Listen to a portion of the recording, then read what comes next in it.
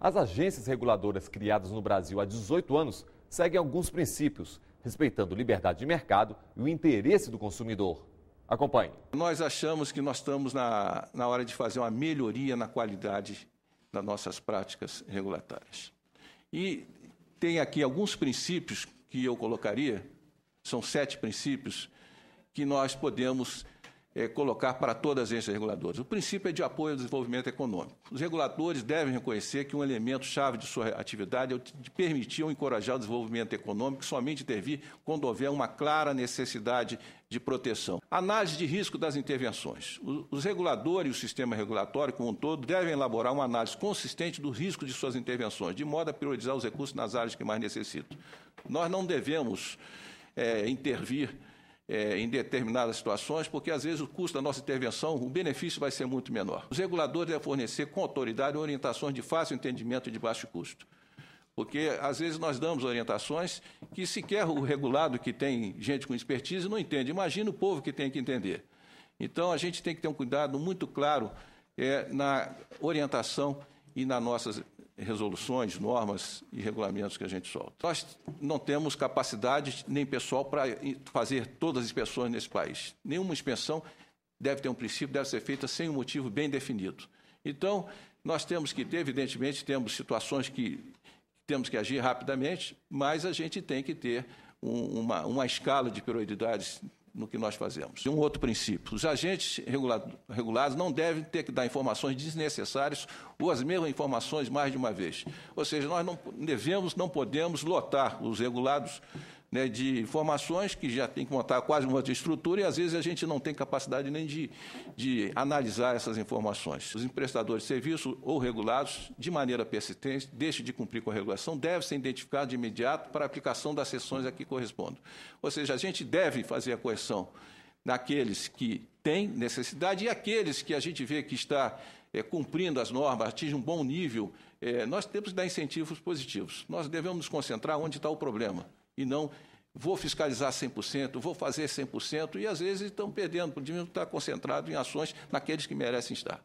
E, finalmente, o uso da transparência na prestação de contas. Os reguladores devem ser verificados quanto à eficiência e efetividade de suas ações, mantida, evidentemente, a sua independência. Nós temos que estar abertos para vir ao Tribunal de Contas, ao Congresso Nacional, explicar as nossas ações. Ela tem uma característica de autonomia, porque, frente aos interesses, vamos dizer, públicos envolvidos, e essa autonomia frente ao governo e ao mercado.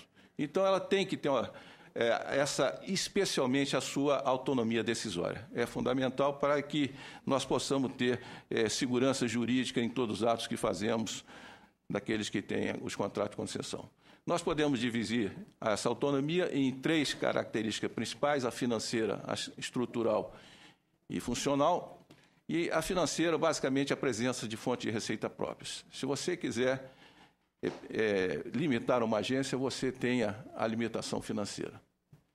A autonomia estrutural, evidenciada pela existência de um quadro de pessoal especializado e próprio, e a autonomia funcional materializa nessa disposição dessa diretoria colegiada, mandatos alternados dos diretores e quarentenas dos dirigentes. Bem, alguns regulamentos eu reputo como mais diretamente afetando o interesse do usuário do serviço público. A nossa resolução de número 414 de 2010, mas essa é uma revisão de 2010, ela é desde a época do DENAI, uma das mais tradicionais do setor elétrico, é a que regula todo o relacionamento entre o prestador de serviço e o usuário do serviço. Outra importante também é a 451 de 2011, revisada em 2011, que disciplina a questão do Conselho de Consumidores, que é outra prática do setor elétrico muito importante. Toda concessionária tem que organizar o seu conselho de consumidores para que esse conselho possa representar nas interlocuções com a ANEEL, com a própria empresa, nas discussões em audiência pública, os interesses das diversas classes de consumo. A resolução 470, regulamento das ouvidorias, que é outra questão que entendemos que o setor elétrico está bem estruturado, a ouvidoria tanto da ANEEL como das agências estaduais conveniadas e principalmente dos prestadores de serviço. A outra resolução 540, que diz respeito da análise do impacto regulatório, que é outra questão importantíssima na evolução da questão regulatória no Brasil, que algumas agências, a ANEEL está investindo muito nessa prática da análise do impacto regulatório. Antes de editar qualquer regulamento, submeter a audiência pública, junto com a discussão, qual o impacto que esse regulamento, que essa proposta de regulamento traz para o usuário de serviço, para os prestadores de serviço de modo geral. Tem no Brasil hoje em torno de 63 concessionárias, mais um conjunto grande de permissionárias. Então, quando vamos deliberar sobre a revisão tarifária, necessariamente essa deliberação é precedida de uma audiência pública, uma sessão presencial. E uma reclamação muito presente era sempre aquela dificuldade de acessar a concessionária. E um pleito que foi formulado é que os usuários gostariam de ter uma oportunidade de ter um atendimento presencial, além desse telefone, do atendimento telefônico presencial. A ANEEL avaliou, entendeu que esse impacto era absolutamente desprezível do ponto de vista do impacto na tarifa, então determinou essa providência para que todas as distribuidoras tenham em cada município tem um atendimento presencial. A ANAC, então, ela tem 3 grandes macroprocessos finalísticos: regulação, ou seja, o que é regulação? Nós fazemos regras com algum objetivo. Qual é esse objetivo? No caso da ANAC, o principal deles é segurança, garantir, mais uma vez, a segurança do transporte aéreo. Garantir também a eficiência e a melhoria da qualidade.